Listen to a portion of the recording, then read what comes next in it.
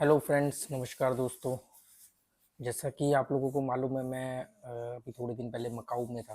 तो मकाऊ को जाना जाता है कसिनो के लिए, कि वहाँ बहुत सारे कसिनो हैं। उसको एशिया का लास वेगस भी कहा जाता है मकाऊ को, जो अगर आप मकाऊ के बारे में रिसर्च करोगे तो एशिया का लास वेगस बोलते हैं। और मोस्टली जो वहाँ का जो मेन जो अट्रैक्शन है वो कसिनोज है। वहाँ पर बहुत सारे कसिनोज हैं, लगभग 30 35 36 से ज़्यादा कसिनो है।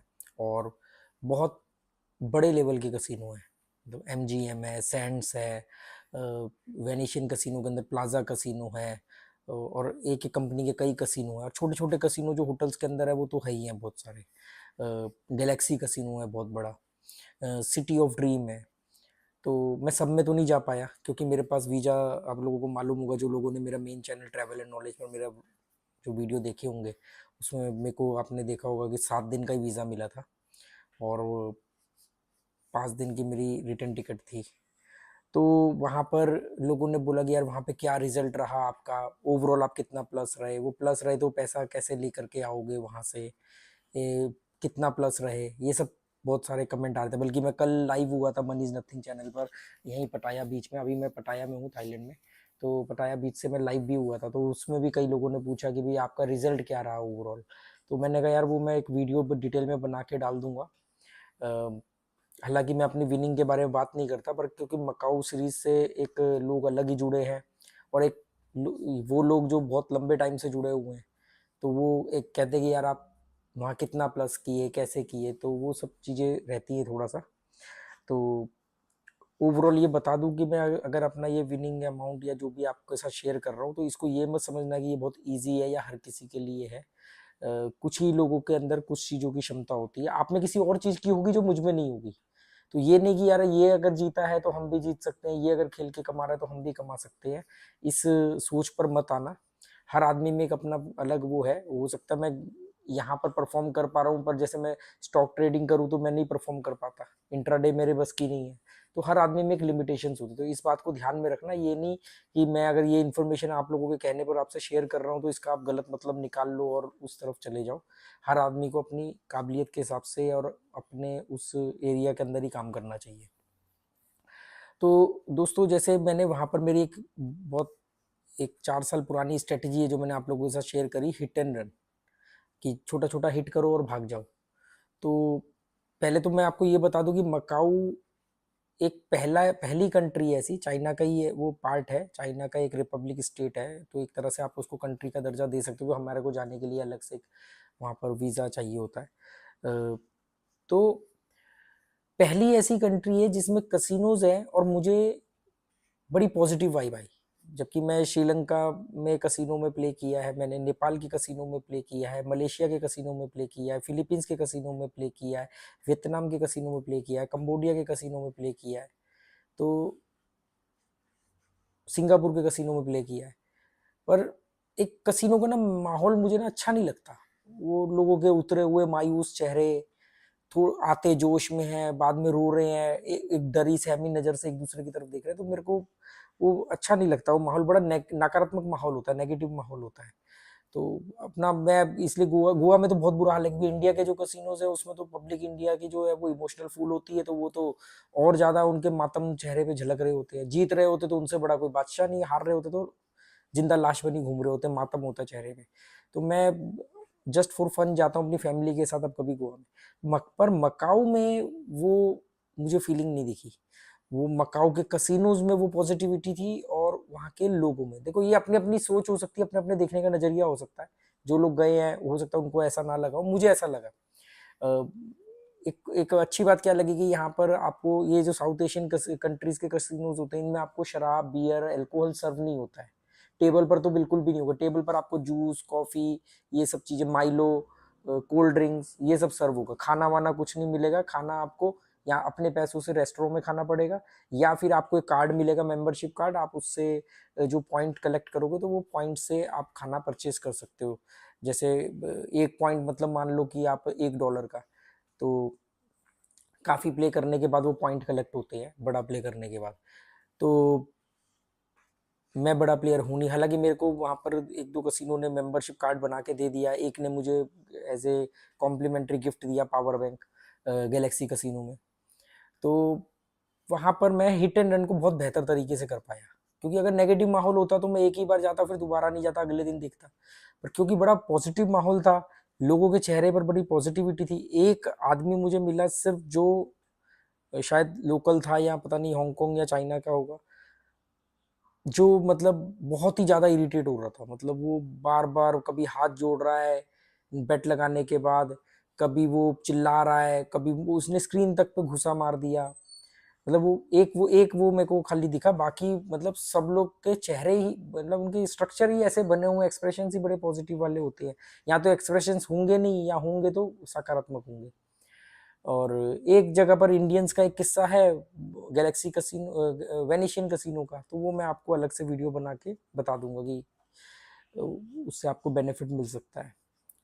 तो मैं हिट एंड रन करता रहा, तो इसलिए मैं लगातार टोटल तो काउंट नहीं कर पाया, क्योंकि आप एक दिन में 2 बार भी जा रहे हो, 3 बार भी जा रहे हो, दूर वाले कसिनो में चले गए, वहां से आ गए अपने होटल वाले कसिनो में। अब मेरा रूम 19th फ्लोर पे था, 19वीं मंजिल पे मेरा रूम था, 3rd फ्लोर पर कसिनो था।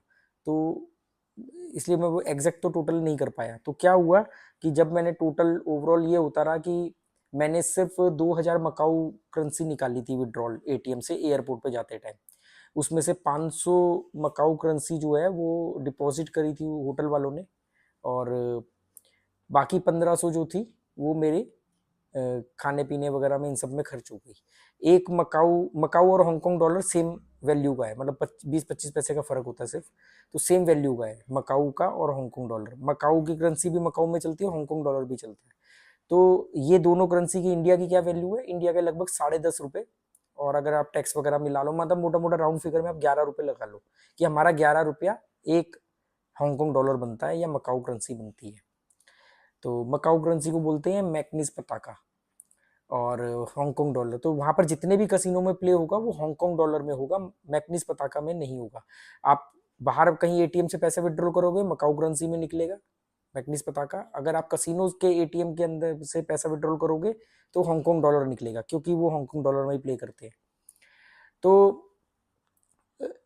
ओवरऑल जब मैं वहां से निकला तो मैंने सारा पैसा जो काउंट किया, और तो उसको मैंने जब कैश कराया तो वो लगभग कितना अमाउंट बना था, 14,000, 14,800, 14,000 मान लो आप, 14,000 के करीब वो डॉलर जो थे वो मेरे टोटल ओवरऑल बने।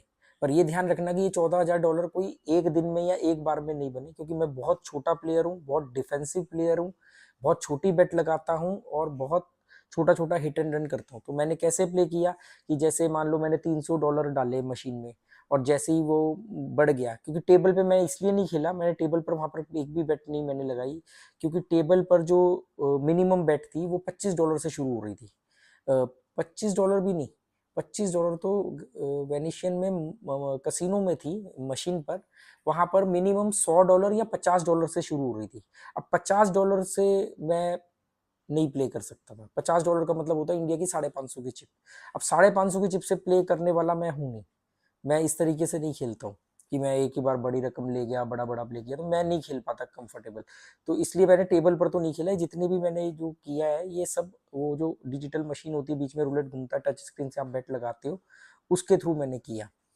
तो और टिकट, आप जैसे आपको लगे कि आपको कैश आउट करना है, आपने बटन दबाया वो कैश आउट का, तो टिकट बाहर आती है। वो टिकट को आप फिर या तो कैशियर से कैश करा लो, या वहाँ पर वेंडिंग मशीन, वो एटीएम टाइप का मशीन लगी है, उसमें आप टिकट डालोगे, आपका पैसा बाहर आ जाएगा।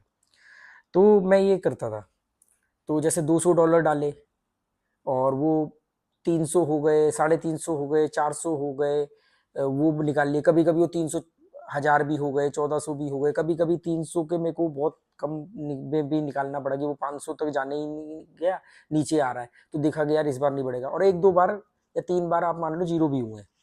तो ऐसे करके जब मैंने टोटल वो ला के मैं अपने रूम में रखता था, लेके हर बार मैं कम अमाउंट जाता था। जैसे मान लो अगर मैंने $1,000 भी प्लस हुआ, तो मैं वो आऊँगा, रूम में रखूँगा, और फिर वापस $500-700 ही लेकर के जाऊँगा, इससे ज़्यादा नहीं। तो कि ताकि अगर वो जीरो भी हो जाए तो मैं ओवरऑल प्लस में रहूँ। जैसे मान लो मैं $1,000 प्लस होकर के आया अपने रूम में, और मैं रूम में पैसे रख के, अब मैं जब दोबारा जा रहा हूँ तो मैं 1000 नहीं लेके जा रहा हूँ, मैं इस बार लेके जा रहा हूँ 700 या 600 या $500 लेके जा रहा हूँ, ताकि अगर ये जीरो भी हो जाए तो ओवरऑल मैं प्लस में रहूँगा। 1000 प्लस हुआ था, 700 जीरो कर दिए तो 300 प्लस में हूँ। ऐसे करता था मैं। तो ऐसे करते करते छोटे छोटे अमाउंट जोड़ते हुए, और सिर्फ हाँ एक वेनिशियन कैसीनो के अंदर मैं $3000 प्लस हुआ था, वो भी 4-5 बार में हुआ था। और बहुत मुश्किल से वहां पर $10 वाली मशीन मिली, क्योंकि वहां मैं $5 वाली पे प्ले कर रहा था, वहां पर $10 वाली मशीन थी, और वहां पर पैटर्न सही चल रहे थे और अच्छे बैठ आ गए। और कमाल की बात यह कि वहां पर मैंने देखा है मकाऊ में इंडिया से ज्यादा परसेंटेज है लोगों के जीतने की। कसिनो की वजह से नहीं, वहां के लोगों के खेलने का तरीका वो है। जो पैटर्न मैं अपना दिमाग में बना के बैठा था, वो पैटर्न वहां पर उन्होंने मशीनों में लगा रखा। मुझे लगता था मैं ही 30 मार को, मैंने नोटिस किया। वो उन्होंने मशीन में टैब बना रखे हैं कि आप 0 पर क्लिक करोगे तो 0 10 20 30 पे बेट लगेगी, आप 1 पर क्लिक करोगे तो 1 11 21 31 पर लगेगी, आप 2 करोगे तो 2 12 22 32 पर लगेगी। ऐसे उन्होंने वो टैब बना रखे हैं। तो 3 13 23 33, तो ऐसे उन्होंने टैब बनाए हुए हैं। तो ओवरऑल ये मतलब आप मान लो 14,000 के करीब, $14,000 आप मान लो कि ये मेरे प्लस हुए। ये मुझे इसलिए एग्जैक्ट मालूम है क्योंकि एयरपोर्ट पर आते टाइम पहले मैंने सोचा था कि भी आराम से जाने के टाइम पे मुझे कोई दिक्कत होगी नहीं, मैं सीधा एयरपोर्ट पे आया और मैंने कहा यहाँ तो आना ही है बैंकॉक मुझे।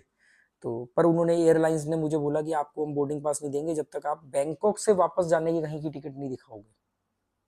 मैंने कहा थाईलैंड इंडिया को वीजा फ्री दे रहा है। वो कह रही वो सब ठीक है, हमारी पॉलिसी हमारी एयरलाइंस की कि आप जिस देश जा रहे हो वहां से आपको दूसरे देश जाने की या वहां से वापस अपनी कंट्री जाने की टिकट चाहिए।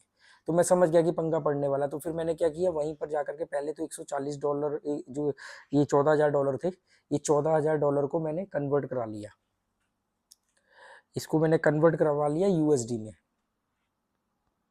ठीक है, इसको जब मैंने यूएसडी में कन्वर्ट करवा लिया और उसके बाद मैंने, क्योंकि मेरे को तो लॉन्ग स्टे करना था थाईलैंड में, तो मैंने फिर आगे की टिकट बुक करी और मुझे बोर्डिंग पास मिला। फिर इमिग्रेशन पर भी सेम दिक्कत आई कि भी उन्होंने इमिग्रेशन पे जैसे ही मैं गया तो इंडियन पासपोर्ट देखते ही उसने वो जो उनकी इमिग्रेशन पुलिस होती है उसको बुलाया। फिर वो अपने उसी इंटेरोगेशन रूम में लेके गए, वहाँ बिठाया। पर इस बार मुझसे सवाल जवाब कुछ नहीं किया क्योंकि मैं वापस जा रहा था। उन्होंने पर सारे डॉक्यूमेंट निकाले जो पहले के डॉक्यूमेंट थे, जो मेरे से आते टाइम साइन कराए थे कि आप इस डेट को ही जाओगे और कहीं और नहीं जाओगे, हांगकॉन्ग नहीं जाओगे, सब मुझसे उन्होंने लिया था रिटर्न में। तो फिर वो क्योंकि ये अच्छा हुआ कि मैंने यूएसडी में कन्वर्ट करवा लिया। उसका कारण क्या हुआ कि जब मैंने उसको एयरलाइंस में बोर्डिंग पास लेने के लिए जब टिकट दिखाई, तो उस भाई टिकट मांग रही थी, मैंने टिकट दिखा दी। कह रही टिकट तो आपने दिखा दी है, पर आपने ये इतने दिन जो स्टे करने के बाद की टिकट दिखाई है आपने, तो क्या आपके पास इतने पैसे हैं, इनफ मनी है? मैंने कहा yes I have lots of USD, क्योंकि कुछ तो मेरे पास होते ही हमेशा। और मैंने ये हांगकॉन्ग को भी डॉलर को यूएस डॉलर में कन्वर्ट करवा लिया। मैंने नहीं देखा कितना महंगा सस्ता पड़ रहा है, मैं एयरपोर्ट पे थोड़ा सा महंगा पड़ा, तो वो हमने कौन सा कोई लाखों डॉलर करवाने हैं। तो वो करवा के फिर मैं यहाँ आ गया, और यहाँ पर भी सेम इमिग्रेशन ने पूछा कि भी आपकी वापसी कब की है, और तो पर ज़्यादा सवाल जवाब नहीं, क्योंकि वीज़ा फ्री है, बस इतना पूछा। मैंने बोला मैं 1 हफ्ते में चले जाऊँगा, ऐसे मैंने बोल दिया। तो उन्होंने कहा ठीक है, स्टैम्प मार दी। तो ओवरऑल जो मेरा प्रॉफिट रहा था वो मैंने आपको बताया कि भी $14,000 था। $14,000 का मतलब हो गया, आप उसको 10.5 से मल्टीप्लाई कर देना। और ये कोई बहुत बड़ा अमाउंट नहीं है 5-6 दिन के अंदर। पर यह है कि मेरा जो आने जाने का खर्चा था, क्योंकि बैंकॉक से मकाऊ की फ़्लाइट सस्ती थी, तो 8,000 की जाने की फ़्लाइट हुई थी, 8,000 की आने की फ़्लाइट हुई थी। पर वहाँ पर रहना खाना बहुत महंगा था। जो होटल है वो वहाँ पर एक बेसिक होटल भी, क्योंकि होटल वहाँ पे सारे शानदार है, लग्जरी होटल है, तो वहाँ पर होटल ही 8-9 हज़ार से शुरू होते हैं। फिर खाना बहुत महंगा है, तो रहना खाना और ट्रैवलिंग, टैक्सी बहुत महंगी है, ये सब बहुत महंगा है। तो ओवरऑल आप ये कह सकते हो कि भी मेरा खर्चा निकल गया, और उसके अलावा 30-40% एक्स्ट्रा अमाउंट आ गया, जो मेरा यहाँ कुछ दिन का खर्चा चल जाएगा। क्योंकि मेरा मोटिव ये नहीं था कि मेरे को जाके पैसा कमाना है, मेरा मोटिव ये था कि मैं वहाँ पे जाके एक्सपीरियंस करूँ कि भी किस तरह के कसिनो है। आज मैं अगर ये बातें आप लोगों को के साथ कर पा रहा हूँ, या मेरे पास जो एक्सपीरियंस है जिसकी वजह से मैं आप लोगों को कई बार कुछ चीज़ें गाइड कर पाता हूँ, तो वो इसी वजह से आता है। ट्रैवलिंग भी मेरा शौक है, और कसिनोज में जाना मेरा शौक है। अब मेरा पेशा नहीं है। हाँ, ये कोविड के बाद मैंने बताया कि भी 1-1.5 साल से ज़्यादा, 1.5 साल मान लो आप लगभग, मैंने कोविड बाद जब 8 महीने बाद कसिनो खुले तो मैंने अपना घर चलाया था, वही हिट एंड रन स्टडीज से। तब कोई वीडियो नहीं बनाता था मैं, मेरा मनी इज नथिंग चैनल नहीं था। पर जिस तरीके से मैंने सर्वाइव किया तो मुझे लगा कि मुझे ये बात लोगों को बतानी चाहिए। मैंने ये बात अपने अपने एक्सपीरियंस और जो लोगों से बात करता था कि भाई आप कितना हारे, क्यों हारे, कैसे हारे, ऐसा क्यों नहीं किया, वैसा क्यों नहीं किया। तो ये जब मैंने अलग अलग गैमलर से बात करी, हालांकि यहाँ मेरी लोकल किसी गैमलर से बात नहीं हो पाई क्योंकि लैंग्वेज प्रॉब्लम बहुत आती है। ये मकाऊ में इंग्लिश की बहुत दिक्कत है, मतलब सोचो होटल के स्टाफ को भी इंग्लिश ढंग से नहीं आ रही है, कसिनो के स्टाफ को बिल्कुल इंग्लिश नहीं आ रही है, जबकि ये इस प्रोफेशन में है। तो ज़्यादा मतलब यहाँ के लोकल से मेरी ज़्यादा बात नहीं हो पाई, थोड़ी बहुत होटल में ही हो पाई। तो वही सब एक्सपीरियंस मैंने आप लोगों के साथ शेयर किए और फिर बाद में चैनल बना मनी इज नथिंग, जिस पर आप ये देख रहे हो। और मैंने कभी नहीं बोला कि मेरे चैनल को सब्सक्राइब करो या मेरे वीडियोस को लाइक करो, शेयर करो, फिर उसके बावजूद भी आप लोग लगातार इसको लाइक करते हो, शेयर भी करते हो, क्योंकि मेरे पास वो डाटा आता है यूट्यूब की तरफ से। मैं बड़ा हैरान होता हूँ कि यार मेरे वीडियोस को लोग शेयर भी करते हैं, मैंने तो कभी बोला भी नहीं। और कम लोग करते हैं पर करते हैं, शेयर भी करते हैं, लाइक भी करते हैं, सब्सक्राइबर तो धीरे धीरे इंक्रीज हो ही रहे हैं। और ये सब तब है, ये सब आप अपनी मर्जी से कर रहे हो, क्योंकि मेरा एक ऐसा नहीं कि मेरे अंदर कोई एरोगेंस है कि मैं तो नहीं बोलने वाला जी। मेरा ये मानना है कि अगर आप किसी के फायदे के लिए काम करोगे, किसी को फायदा पहुंचाओगे, तो वो क्यों नहीं जुड़ना चाहेगा आपसे, वो खुद जुड़ना चाहेगा। तो मैं ये चीज आपके ऊपर छोड़ता हूँ कि अगर आपको मेरे वीडियो से फायदा हो रहा है तो जुड़ जाओ मेरे साथ, अगर फायदा नहीं हो रहा है तो स्किप करो, फिर वो वीडियो देखो या उस आदमी के साथ जुड़ो जिससे आपको फायदा हो। मकसद आपके फायदे का है ना, आप अपने फायदे का सोचो, मैं अपने फायदे का सोचूंगा। तो मेरा फायदा इसमें है, जिसमें आपका फायदा है, फिर आप जुड़ोगे तो मेरा फायदा अपने आप होगा। सिंपल मेरा लॉजिक है। क्योंकि अगर मैं सिर्फ अपने फायदे का सोचूंगा तो फिर मुझे भी बाकियों की तरह यही करना पड़ेगा कि दोस्तों इसमें करियर बन सकता है, ऐसे कर लो, ये मैंने कार खरीद ली, मैंने घर खरीद लिया, ये कर लिया। वो सब मैं नहीं करता हूँ। ये मैंने पहली बार शायद अपना विनिंग अमाउंट शेयर किया है। और मैं एक बार फिर at last but not least ये ध्यान रखना कि गैम्बलिंग करियर नहीं हो सकता है। एक दिन 2 दिन जीतने को, 10 दिन जीतने को जीतना नहीं कहते हैं। ओवरऑल आप इसमें माइनस ही रहोगे। ये मेरा इसमें प्लस होने का कारण ये, मैं बहुत कम प्ले करता हूँ। जैसे अब मैं थाईलैंड में हूँ, थाईलैंड में कसिनो नहीं है, ऑनलाइन में खेलता नहीं। मैं ज़्यादातर वक्त दुबई में रहता हूँ, दुबई में कसिनो है नहीं, ऑनलाइन में प्ले नहीं करता। तो जितना कम खेलोगे दिमाग उतना फ्रेश रहेगा, एनर्जेटिक रहेगा, तब आप उसमें प्लस रहोगे। दूसरी बात, आप इसको करियर नहीं बनाओ, ये शौक हो सकता है। अमीरों का शौक था, मिडिल क्लास आदमी सोचता है कि यार मैं इसको करियर बनाता हूँ। एक आदमी एक लॉटरी जीतता है, उसकी किस्से कहानियां सुन करके हजारों आदमी लॉटरी रोज खरीदते हैं, रोज खरीदते हैं। आज जीतेंगे, कल जीतेंगे, परसों जीतेंगे, कभी नहीं जीतते। तो इससे दूर रहो। और ये मैं बार बार आपको बोल रहा हूँ कि मेरा ये विनिंग बताने का ये पर्पस नहीं है, और मैं कोई बहुत बड़ा प्लेयर नहीं हूँ। और बहुत पॉजिटिव माहौल मिला इसलिए मैं थोड़ा बहुत, और ये मेरे लिए पॉजिटिव है क्योंकि मैं तो वहाँ दूध पी के भी गैम्बलिंग कर रहा था, क्योंकि यहाँ के कसिनो में तो गर्म दूध भी मिल रहा था। बहुत बहुत अच्छा फीलिंग आ रही थी कि मतलब बड़ा अच्छा लग रहा था कि यार आप कसिनो में बैठ के दूध पी रहे हो और प्ले कर रहे हो, तो ऑटोमेटिकली पॉजिटिवनेस आ जाती है आपके आसपास। फिर आपके आसपास लोग शराब नहीं पी रहे हैं, चिल्लम चिल्ली नहीं कर रहे हैं, सिगरेट नहीं पी रहे हैं। सिगरेट के लिए चलो स्मोकिंग जोन बना ही होता है, पर शराब नहीं पी रहे हैं। जैसे आप गोवा के कसिनो में जाओगे तो शराब चल रही है, किसी के मुंह से थूक निकल रहा है। आते तो बनने मियाँ बन के हैं, बाद में यहाँ से 2 बटन खुले हुए हैं, मोबाइल ऐसे लटक रहा है जेब से, यहाँ पर कुछ थूक निकल रहा है, खाना लगा हुआ है, पीने 2 फ्री की दारू पीने के बाद उनकी हालत होती है, उनको ही नहीं पता होता वो कहाँ बैठ लगा रहे हैं। तो वो एक नकारात्मक माहौल होता है, यहाँ वो चीज़ें नहीं थी। तो ये भी एक बहुत बड़ा कारण रहा होगा। चलो, आपको ये कैसा लगा वीडियो बताना कमेंट करके। और कुछ और मेरे मकाऊ का जो एक्सपीरियंस था वो मैंने वहाँ डाला है ट्रैवल एंड नॉलेज पर। ये कसिनो से रिलेटेड था, रिलेटेड बात थी, तो इसलिए मैंने यहाँ डाली है। और चलो फिर मिलेंगे किसी अगले वीडियो में। Okay, good bye, thank you.